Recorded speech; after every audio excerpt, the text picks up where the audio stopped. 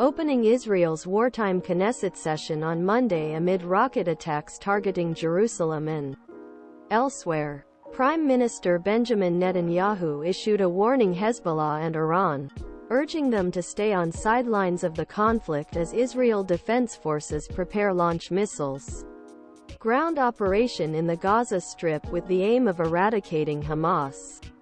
Calling on the world unite join Israel's effort to defeat Hamas. Netanyahu issued a stern warning the Hezbollah terrorist group and its Iranian supporters, saying, "Do not try us. You will be seriously harmed." The Prime Minister also observed Israel was beginning learn from the failures that led to Hamas' deadly infiltration on October 7, saying the causes of the disaster occurred will be investigated, and we have begun draw conclusions. Shortly after his comments, a massive rocket ardment from Gaza Strip towards Jerusalem and other parts of country forced MKs to leave plenary session to find shelter, causing a 40-minute delay in proceedings, later echoed by President Isaac Herzog and opposition leader Yair Lapid. The Prime Minister said, "Our goal is to win against Hamas, to oust it from power."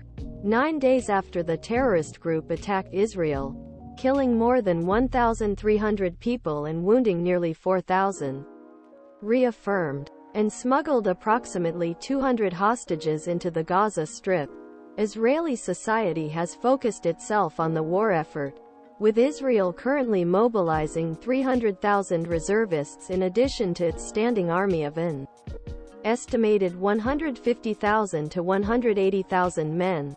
As part of response to the war, Knesset is preparing to postpone nationwide municipal elections originally scheduled for October 31. The General Assembly presented a bill on Monday to postpone the 5 yearly elections until January 30, 2024. 2 more votes on issue will be needed before the end of month. The Knesset also advanced the first reading of a bill allowing National Security Minister Itamar Ben-Gvir to change the living conditions of security prisoners during hostilities, framing Israel's ongoing war against Hamas and its allies in Gaza as an existential battle against forces of darkness. Netanyahu told the Knesset even though 75 years have passed, war of liberation is not over.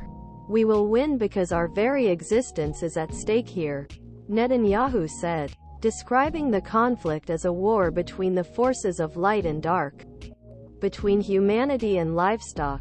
He described Hamas as a new copy of the Nazis, and reminiscent of Nazi era.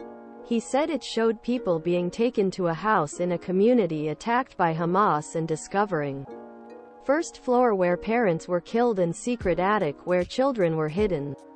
He was killed by Hamas gunmen. Opposition leader Lapid, who said he would support Netanyahu's wartime cabinet from the sidelines, promised that Israel would eradicate Hamas because it is impossible to live next to a oust terrorist organization. He also said that Israel would move on even if it received international criticism. It will talk.